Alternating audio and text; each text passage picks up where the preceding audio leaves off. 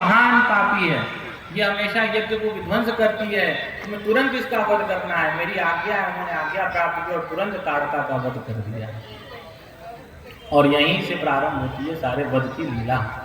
और ऐसा ही कृष्ण भी जन्म में हुआ। पहला वध पूतना का हुआ है, स्त्री वध ही पहले हुआ है, और इधर पहला वध ताड़का का हुआ। और पहले वध से ही सारे राक्षस लोग डर जाते हैं। फिर वो आश्रम में आते हैं, वहां पर वे सारे मुनिजन उनको देखते हैं और मुनिजन से वो प्रणाम करते हैं और उनसे कहते हैं अब आप यज्ञ को प्रारंभ करिए। और उनके दरवाजे पे राम और लक्ष्मण जो है पहरेदारी करते हैं। वहीं पे मारीच और सुबाहु नामक दो जो है राक्षस फिर पुनः आते हैं जो यज्ञ को विध्वंस करना चाहते हैं। तो भगवान अपने बाण से एक ऐसा छाया बना देते हैं जिससे वो कुछ भी डालते हैं तो अंदर नहीं जाता है। तो उनको लगता है ये ऐसा क्या हो गया, तो वो राम लक्ष्मण को देखते हैं तो उनके अंदर भी बुद्धि शुद्ध होने लगती है। लेकिन वो तब भी अपने जन्म के कारण, जन्मना जाए तो शूद्र, उस जन्म के कारण, संस्कार के कारण वो यज्ञ में विघ्न डालते रहते हैं। तो भगवान उनको एक बाण खींच के मारते हैं, तो वहीं पे जो है सुबाहु का वध हो जाता है। फिर मारीच को जो है बिना पंख वाले बाण से मारते हैं, तो वो 100 योजन दूर लंका में जाके गिर जाता है, क्योंकि भगवान जान रहे कि इसका बाद में भी मुझे काम पड़ेगा। वही मारीच जो है बाद में जाके हिरण बनता है। फिर वो यज्ञ 6 दिन बाद पश्चात जो है समाप्त होता है। सारे ऋषिगण खुश होते हैं, प्रसन्न होते हैं। और फिर भगवान को विश्वामित्र जी बहुत सारे अस्त्र शस्त्रों का ज्ञान देते हैं, जैसे आग्नेयास्त्र, वायुवास्त्र और दिव्यास्त्र और ब्रह्मास्त्र इत्यादि बहुत सारे जो अस्त्र शस्त्र, जितने भी अस्त्र शस्त्र हैं उन सबका वो ज्ञान देते हैं। और कहते हैं कि ये सब तुम्हें भविष्य में काम आएगा।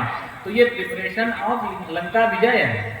अगर वो विश्वामित्र के पास नहीं जाते तो ये सब अस्त्र का ज्ञान ही नहीं होता, फिर वो रावण को कैसे मारते हैं। तो ये प्रिपरेशन है कि कैसे लंका विजय की जाए। फिर उसी समय राजा जनक का जो है एक दूत वहां आता है और लग्न पत्रिका लाके देता है और कहता है कि राजा जनक जी एक स्वयंवर रखे हैं और उसमें धनुष यज्ञ होगा, तो वहां चलना चाहिए।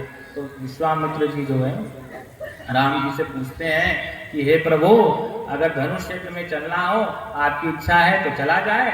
तो कहते हैं हाँ, एकदम चला जाए। विश्वामित्र से सब जानते हैं कि ये प्रभु है, ये भगवान है, इसलिए वो कभी भेद नहीं करते उनसे और वो उनके साथ चलते हैं। रास्ते में उनको एक आश्रम दिखाई पड़ता है, बड़ा शांत, और वहाँ पे फल फूल लगे हुए, लेकिन कोई तोड़ने वाला नहीं है। वो पूछते हैं राम जी उनसे कि ये कैसा आश्रम है, किसका आश्रम है, यहाँ पे सारे फल फूल लगे, कोई तोड़ने वाला नहीं है। तो कहते हैं ये गौतम ऋषि का आश्रम है। लेकिन क्या हुआ था, कैसे हुआ, भगवान सब कुछ जानते हैं, लेकिन बार बार पूछते हैं, क्योंकि गुरु से जानना है सारी चीजें। गुरुगम्य विद्या होती है। विद्या तो हम सब कुछ जानते हैं। जैसे जिस प्रकार से तिथि और नक्षत्र होता है कि जैसे आज तिथि लग गई, लेकिन जब तक वो सूर्य से दृष्ट नहीं होगी तब तो वो तिथि का मान्य नहीं है। उसी प्रकार से विद्या तो पूरी भरी है, हर जगह मिल रही है, लेकिन जब तक वो गुरु से होकर के नहीं आएगी तब तक उसका कोई काम नहीं है। तो गुरु से जानना चाहते हैं कि भगवान के क्या दिव्यास्त्र नहीं आते थे, आग्नेयास्त्र नहीं आते थे, ब्रह्मास्त्र नहीं आते थे, सब आते थे, लेकिन वो गुरु से होकर के आएगी तभी फलीभूत होगी। इस प्रकार से, इस कारण से वो विश्वामित्र के पास गए और विश्वामित्र से उन्होंने दिव्यास्त्र का ज्ञान प्राप्त किया। तो वो पूछते हैं कि ऐसा क्या हुआ था। तो कहे कि जो गौतम ऋषि की पत्नी है अहिल्या, वो ब्रह्मा जी की पुत्री है और उसके अंदर ब्रह्म तेज है। तो ब्रह्मा जी की इच्छा हुई कि इसको ऐसे व्यक्ति से इसका विवाह होना चाहिए जो ब्रह्म ज्ञानी हो। तो उन्होंने उसका विवाह गौतम से ऋषि से कर दिया। लेकिन इंद्र के अंदर भी इच्छा थी कि इसके साथ मैं रहूं। तो वह गौतम ऋषि का वेश बना करके उनके पास चला गया और उनके साथ गलत कार्य को किया। और जब गौतम ऋषि आए, उन्होंने देखा तो उसने क्षमा मांगी और उसको भी भगवान ने श्राप दिया और गौतम की अहिल्या को भी श्राप दिया। तो राम जी पूछते कि ऐसा क्या हुआ कि अहिल्या की तो कोई गलती नहीं थी, तो फिर अहिल्या को क्यों श्राप मिला। तो कहे मौनम स्वीकृति लक्षणम, अहिल्या ने तो अस्वीकार भी तो नहीं किया। जब गौतम ऋषि आए उन्होंने ये भी तो नहीं कहा कि मैं नहीं जानती, वो मौन होकर के सुन रही थी। तो वो पत्थर के जैसे जब खड़ी हो गई, कुछ भी ना बोली, ना हाँ बोली ना बोली, तो कहेगी जब तुम्हारे मन में है भाव तो तुम पत्थर हो जाओ, नहीं तो कुछ और भी बना सकते थे। तो जैसे वो खड़ी थी वैसे ही हो गई। मौनम सुकृति लक्षण, न्याय का नियम है कि यदि व्यक्ति मौन है तो हाँ ही कह रहा है। और फिर उसने फिर भगवान गौतम ऋषि ने फिर आशीर्वाद दी दिया है कि जाओ, भविष्य में राम आएंगे, वही तुम्हारा उद्धार करेंगे। और उन्हीं के जो पुत्र हैं शतानंद भगवान, वही जनक जी के पुरोहित भी हैं।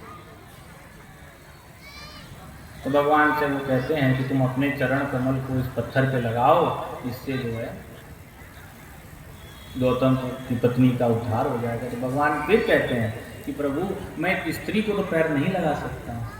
अध्यात्म तुलसीदास जी के रामायण में तो आता है कि भगवान ने पैर लगा करके उसका उद्धार कर दिया। अध्यात्म रामायण में ऐसा आता है कि वहाँ बहुत तेज हवाएं चलने लगी और भगवान का स्पर्श किया हुआ जो हवा है वो उस पत्थर पे लगा, उससे वो उद्धार हो गया। क्योंकि भगवान तो मर्यादा पुरुषोत्तम में, सपने में भी स्त्री को नहीं छू सकते, ऐसे भगवान जो है। वहाँ अहिल्या बड़ी खुश होती है।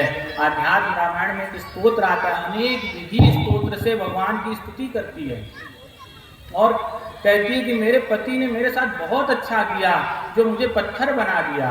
मैं आपकी नाम लेती रही और आज मेरा उद्धार हो गया। अगर वो पत्थर नहीं बनाए होते तो मैं कहीं भी उनके साथ रमण कर रही होती या कुछ भी कर रही होती, लेकिन ये सौभाग्य मुझे नहीं प्राप्त होता। इसीलिए हे प्रभु, बहुत अच्छी बात है, बहुत अच्छा हुआ। और उस स्तुति का फल भी है कि जो भी उस स्तुति को करता है आध्यात्म रामायण की, उसको सभी प्रकार की यश, कीर्ति, विजय, लाभ आदि प्राप्त हो जाते हैं।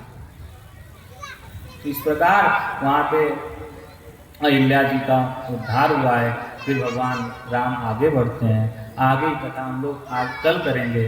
श्री राम जय राम जय जय राम, श्री राम जय राम जय जय राम, श्री राम जय राम जय जय राम, श्री राम जय राम जय जय राम। नमः पार्वती पतये हर